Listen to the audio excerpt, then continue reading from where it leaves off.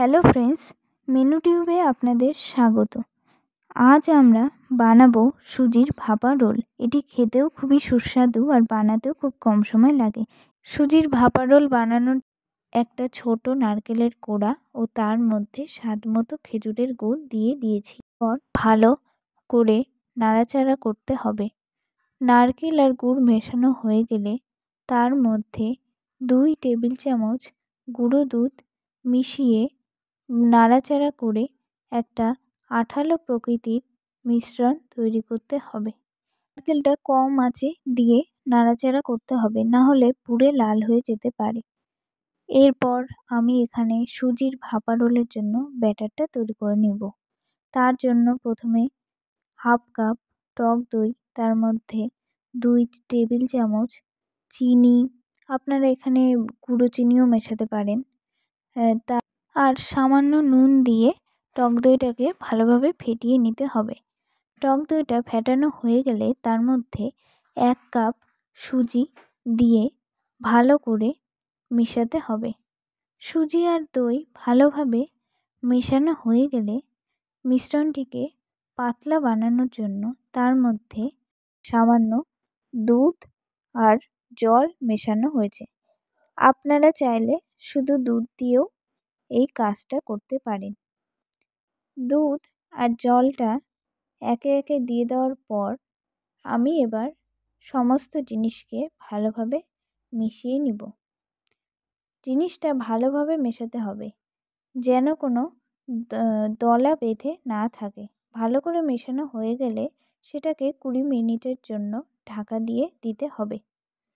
ঢাকা দেওয়া হয়ে গেলে সেই ফাঁকে এখানে আগে থেকে বানিয়ে রাখা নারকেলের মিশ্রণটাকে রোল বানিয়ে নিতে হবে। হাতে গোল গোল করে সুন্দরভাবে রোল বানিয়ে নিতে হবে। আমি একে একে এখানে 2টো নারকেলের রোল বানিয়ে নিয়েছি। নারকেলের রোলগুলো বানানো হয়ে গেলে সেটা একটা প্লেটে করে সাইডে সরিয়ে রাখতে হবে। সরিয়ে রেখে এবার দেখুন এখানে 20 মিনিট হয়ে গেছে আর ব্যাটারটা থকথকে হয়ে গেছে। এরপর এখানে 1 টেবিল চামচ বেকিং পাউডার দিয়ে ভালো করে নাড়াচাড়া করতে হবে। আপনাদের বেকিং পাউডার না থাকলে আপনারা খাওয়ার সোডাও ব্যবহার করতে পারেন। এরপর ভাপা রোলগুলোকে দেওয়ার জন্য 2টো স্টিলের গ্লাস নিয়েছি, নিয়ে তার মধ্যে অয়েল ব্রাশ করে নিতে হবে। দেখুন ব্যাটারটা এরকম ধরনের হতে হবে। যদি আপনাদের বেশি ঘন হয়ে থাকে তাহলে আপনারা একটু দুধও যোগ করতে পারেন। এবার একে একে 2টো গ্লাসে হাফ গ্লাস করে ব্যাটারগুলোকে তুলে নিতে হবে। ব্যাটারগুলো তোলা হয়ে গেলে তার মধ্যে বানিয়ে রাখা নারকেলের রোলগুলোকে 2টো গ্লাসে একটা একটা করে বসিয়ে দিতে হবে। নারকেলের রোলগুলো বসানো হয়ে গেলে একটা পাত্রে আগে থেকে ফুটতে থাকা জলের মধ্যে গ্লাসগুলোকে বসিয়ে দিতে হবে।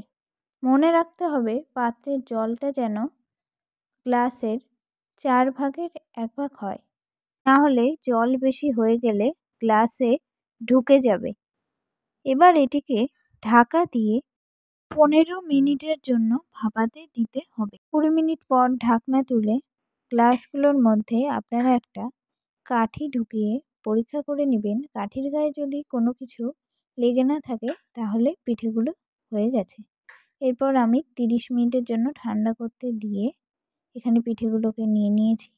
তারপর চারিদিক খুব সাবধানে কেটে তারপর পিঠেগুলোকে গ্লাস থেকে বের করে নিয়েছি। পিঠেগুলো গ্লাস থেকে বার করা হয়ে গেলে ছোট ছোট করে কেটে পরিবেশন করলেই তৈরি সুজির ভাপা রোল। আপনাদের যদি এই ভিডিওটি ভালো লেগে থাকে তাহলে আমাকে অবশ্যই কমেন্ট করে জানাবেন। আপনারা দেখতেই পাচ্ছেন পিঠেগুলো কতটা ভালো হয়েছে, সব দিক একদম ভালোভাবে সেদ্ধ হয়েছে।